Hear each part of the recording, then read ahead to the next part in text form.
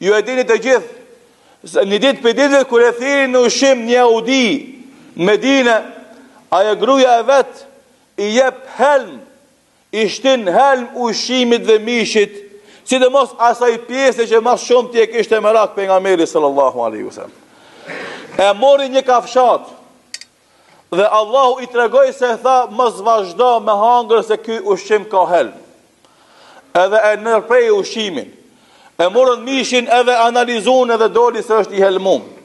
E sollën gruan te pejgamberi sallallahu alaihi wasallam. Kjo çka quhet në gjuhën e sotit atentat. Tentativ për ta vrarë pejgamberin sallallahu alaihi wasallam me helm. A shpëton dikush që bën atentat kryetarëve të shteteve sot? Nuk shpëton. Dënimi për të është i madh. Dënimi për të është i dhëmshëm dhe s'ka shpëtim për ta. Kjo gruaje tentoi mi bë atentat pejgamberit sallallahu alaihi wasallam. Edhe u diktu dhe u zbulu dhe u argumentu.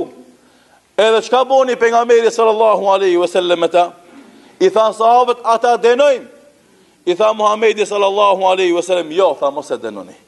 Edhe gjithë e dini se kur u smu pejgamberi sallallahu alaihi wasallam në shtratin e vdekjes, i dhim ke barkur prej helmi që e pat hangër këtë ditë.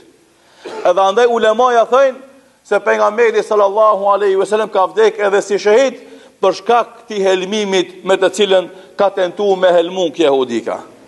Shikoni, do të nuk mori hakun e vet, ja fali edhe pse i kushtoi atij jetën e vet. Që kjo është pejgamberi jon. Kjo është burri që Allahu me të na ka gëzu. Andaj sa e dojmë na këtë burr. Sa e dojmë na me mësimet e tij. Sa i me të gatshëm me fliu për fejnë e ti. Sa o fëmi e dini biografinë e ti.